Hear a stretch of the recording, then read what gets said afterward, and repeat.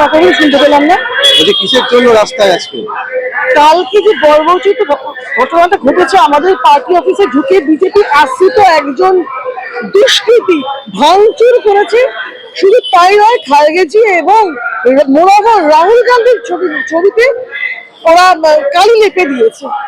এবং আমার কাছে বিস্ময়টা সবচেয়ে বড় ঘটনাটা এটাই, বিজেপি অসভ্যতা করবে এটা নিয়ে আমার কোনো প্রশ্ন নেই।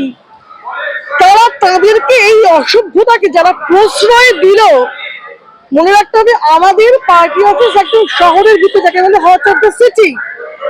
মৌলালি মোড়ে পুলিশের কিয়স্ক আছে 3 মিনিটের দূরত্ব, ঢিল ছোড়া দূরত্বে পুলিশের স্টেশন।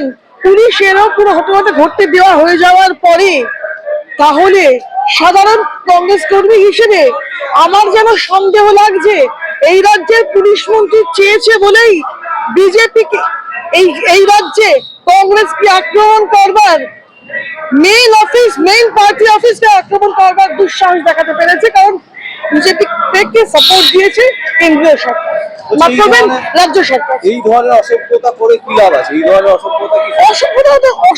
অসভ্যতা করবে। বন্যরা বলেই সুন্দর। বিজেপির থেকে আমরা ভদ্রতা আশা করি না, যদিও তারা অনেক বড় বড়, নতুন প্রেসিডেন্ট আসার পরে অনেক বড় বড় কথা বলেছিলেন, দুনিয়া কাঁপানো সমস্ত দুর্লভ সম্পদদেরকে নিয়ে তিনি দল গঠন করলেন।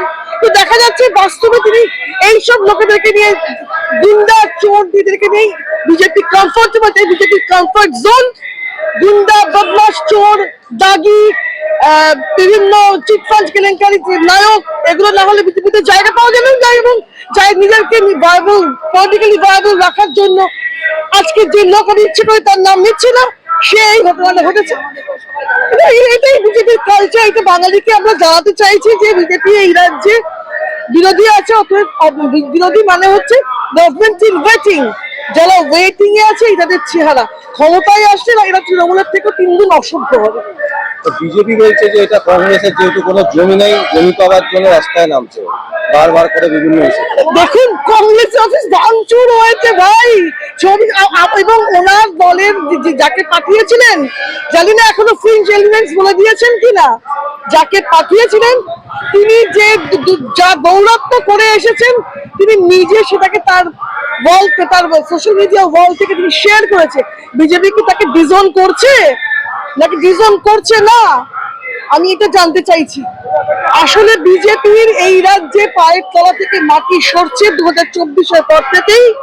বিজেপি এই রাজ্যে ক্ষমতায় আসার কোনো সম্ভাবনা 26-এ দেখছে না, বুঝেই বিজেপিকে প্রাসঙ্গিক রাখার জন্য এই রাজ্যের সরকার বিজেপির জন্য একটা ঘটনা ঘটানোর জন্য, বিজেপিকে প্রাসঙ্গিকতা দেওয়ার জন্য এইটা করতে দিল। এটা পুলিশ মন্ত্রীর ব্যর্থতা এবং পুলিশ মন্ত্রীর প্ল্যানিং এও আমার ধারণা এটা ঘটেছে।